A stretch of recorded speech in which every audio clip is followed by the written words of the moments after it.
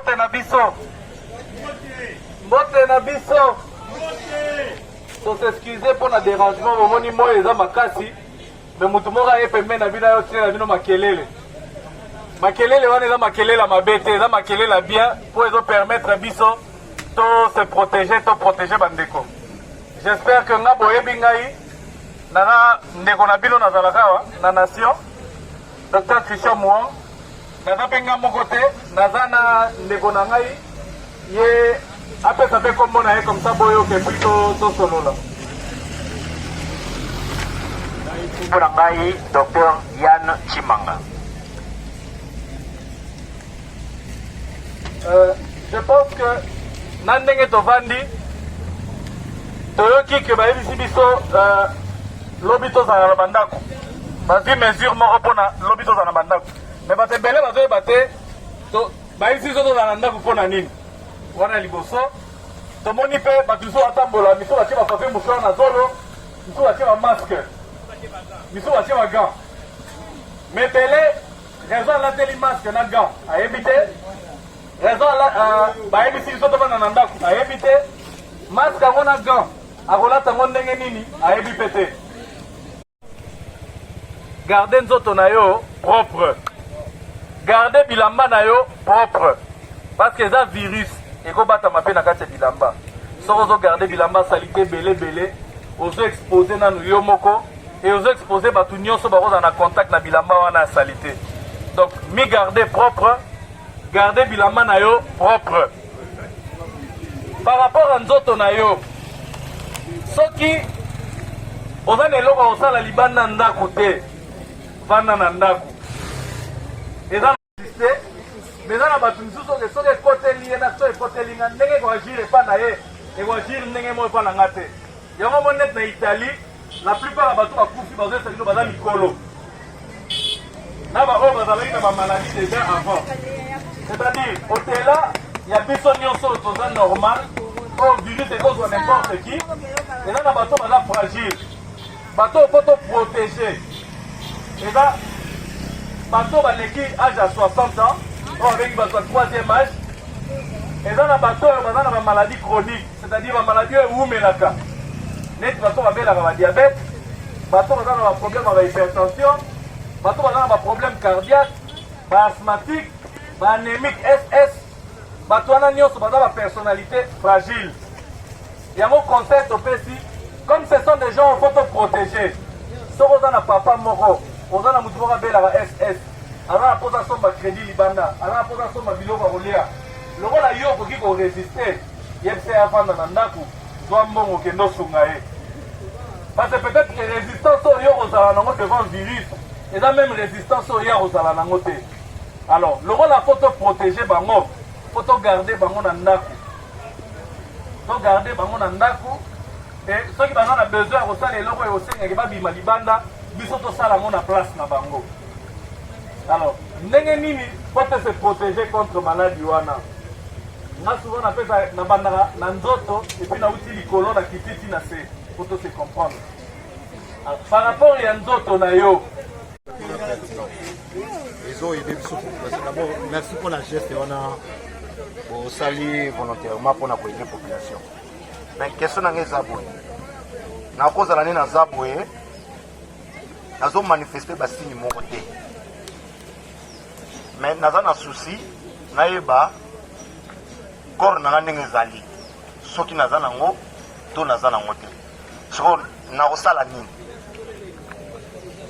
Bon, au moins déjà ndenge natie yo micro na maboko nakosimba so elongi na nga te mpo so yo oza maladi c'est supposé que so ino ezwinga na maboko donc il faudra so nasilisi koto nasukola maboko ozomona donc sikoyo problème eza nini mpona koyeba soki oza nango to oza nango te eza test moko ezokute très cher yango ozomona na RDC par exemple RDC mobimba tozaka na INRB nde azosalisa examen wana tozaka na INRB mpona biso nyonso kongo mobimba tozaka na INRB et eza examen moko ezokute très cher donc ekozala pasi kosalisa mutu nyonso test ekozala pasi et batest rapide eza mabe te mais eza sensible, c'est-à-dire peut-être même si on a la grippe simple, et on m'avait positif, j'ai souci mais là yango te. Yango to moni net na Lubumbashi, ba 2 cas wana na test rapide, ba bimaki positif, mais air ba ziba échantillon na bango ba memi na INRB, et bimi négatif. Donc ceux qui passent fiaki na test wana ya rapide, peut-être ba internet bango, peut-être makambo belé. Mais air ba saleli bango test o ya INRB, et bimi négatif et baza rassuré. C'est comme ça que le test wana eza cher po oyeba soki oza maladi to oza maladi te basengi yo oapplike bamesure ya prévention. Oza na eloko osala libanda te vanda na ndako po solola na mutu espace a minimum 1 mètre. Eloko akoloba eza te ovandi kimia. Taxi bayesi bino mibale na kati, mibale wana elakisi te ke botutana. Mibale wana basengi mibale po bozala na espace, bovandi mibale boza na espace. Mais tu as vu que l'espace soit 1 mètre, c'est-à-dire ceux qui moutent loba facilement soit il y a un gros soyo. Au rose à la chauffeur à taxi, il y a un simanazo loba et gros soyo. Au rose à la paix client, on appelle un client, bien un chauffeur, le rôle espace en moi ils appellent confiné, ceux qui n'ont loba et gros soyo. Donc on va dire un taxi, on a un euro à relobate, vanda kimia. Au moins, nous avons un masolo, papa pardon, hein, tu vanda kimia, mi protéger Bengaï. Parce que cette orobito salisa test et pas batunios, c'est difficile. Pas moyen exact, il y a un salisa batunios test. Pour bango beaucoup na poto bazana ngote, bazana ba moyen wana te ya salisa batunios test. Et bango biso koto. Donc c'est comme ça que si on évite qu'on a la maladie wana, c'est mieux appliquer ba mesure de prévention. Ceux qui ont na kosu, ont na fièvre, kende na hôpital. Ceux qui mourent au kende na hôpital les athées, je pense que na TV, bataki ba numéro ya bato INRB. Benga bango, bazana mutuka, bakoya na ndaku na yo po basaliso test wana à partir na ndaku, bazu échantillon ba memi.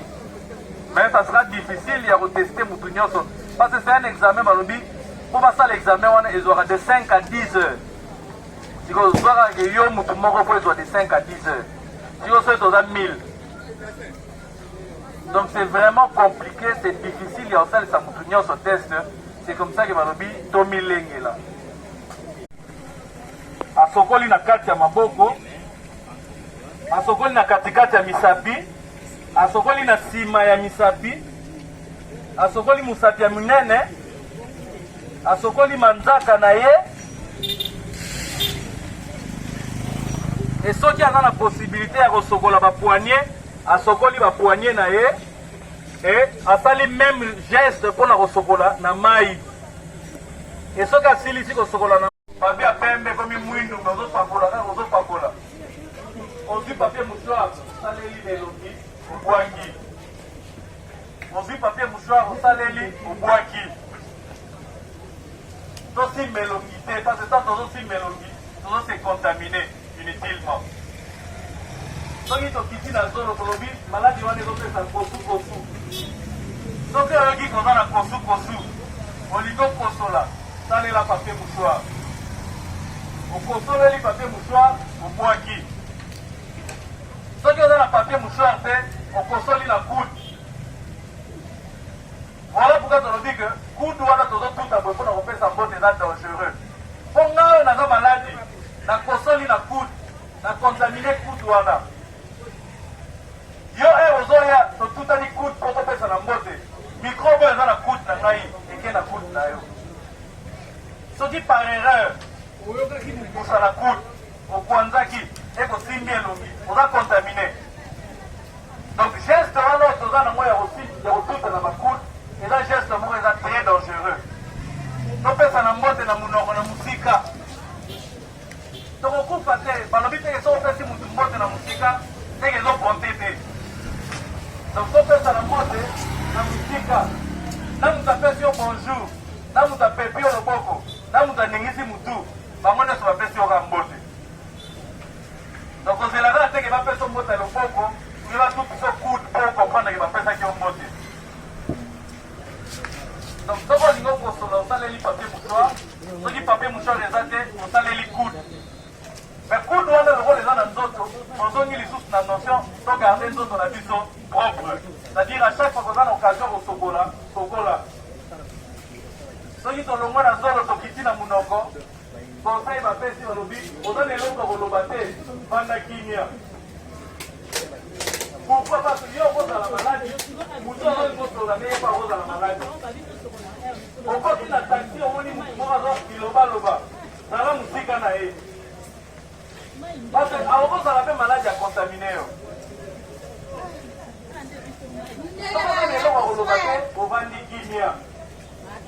Mais soki réellement ozoyoka kaka posa wana ke il faut loba okoka kovanda kimia te nayebisi biso tozala na écart ya minimum 1 mètre. Pourquoi? Parce que ntango ozoloba so ezobima soki wana eza na virus ekokontamine moninga. Soki oza na écart ya 1 mètre déjà so ifo ekoma ti kuna ekomi difficile. Ndenge bino koza kuna nga na zawa ndenge nazoloba po so enanga ekoma epa na yo loba mpenza enakuwa bango na nko. Mais sinon eza difficile eloko epa na nga ekoma epa na yango bayesi biso écart ya 1 mètre. Yango moni na bataxi balobi 2 personnes. 2 personnes wana eza po epermettre teke tozala na distance pour que soki mètre moko alobi po contamine yo ezala pasi. Mais biso moko mpe toyebi ke distance yango ya taxi ezalaka mpe 1 mètre te. Loko la distance ya taxi eza 1 mètre te. Okoti na taxi vanda kimia. Koloba te parce que soki na yo ekokontamine moninga. Mutu mpe azoloba pekisa ekokomasolo na yo naza nanga na poso nango te ekopesanga mbongo te ekopesa nango nga mpe biloko akolia te. Au contraire ekopesanga maladi oyo ekoboma ngai perte ekozala ya famille na nga. Donc vanda kimia na ndenge na yo nga mpe navanda kimia na ndenge na nga. Donc soyo mpo oyeba soki nakobika to nakobika te c'est mieux ozwa précaution oyo ekopermettre yo ozwa maladi te. Bapeza na bato bazwaki yango babiki mais eza mpe na ebele oyo bazwaki yango bakufi. Maladi wana ezose transmettre ndenge nini? Maladi wana ezose transmettre na soi na kosukosu. C'est-à-dire ntango nazoloba basoi oyo ezobima wana nayebisaki bato misusu omoni na mutu so tozoleka na taxi ozoleka place oyo basokolaka mituka bazosokola kuna me yo koto ozokondire mwa mai me mai yango ozomona yango boye te. Donc même ntango tolobaka eza na basoi oyo ezopundwa yo ozomona yango te me ezali soi wana soki ebimi ezwi yo na misu ezwi yo na zolo ezwi yo na munoko oza contamine. Soki nga nazobela na kosoli kosu wana soki ebimi bagoutelette wana soki ezwi yo na misu ezwi yo na zolo ezwi yo na munoko oza contamine.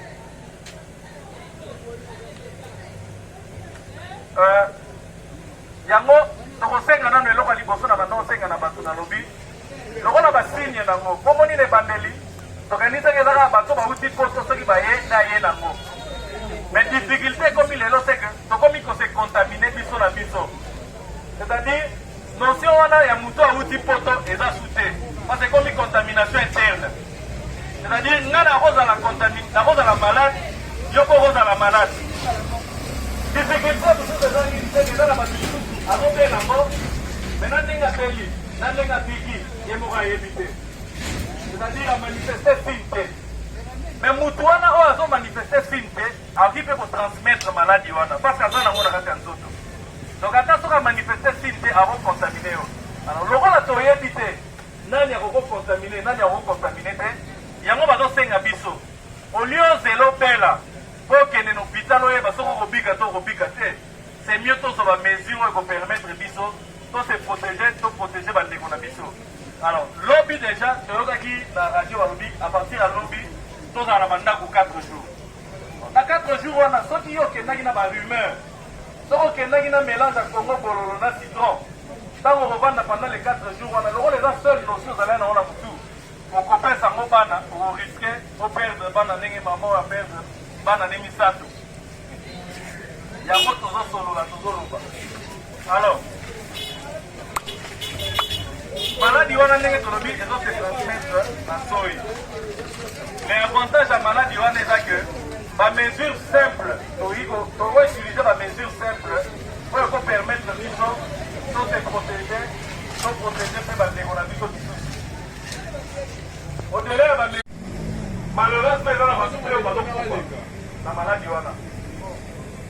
maladie wana ebandaki na Chine tolobi eza maladie ya bachinois après ekoti na Europe tolobi eza maladie ya mindele biso baafricain ezwaka biso te eke na États-Unis tolobi eza maladie ya bango bato malili mais à notre grande surprise alors que biso tokanisaki eza maladie ya mindele on a déjà na plus de 50 cas na RDC avec au moins 6 morts jusque là. Donc il faut comprendre que la maladie a mindele te, la maladie a menacé dissonance. Mais il faut comprendre que la maladie a une difficulté dans moi que qui n'a pas dans les hommes. Donc qui n'a pas dans les hommes. Mais pourquoi? Parce que il y a un bateau internat qui va même dans RDC, il y a déjà 3 cas pour internat qui va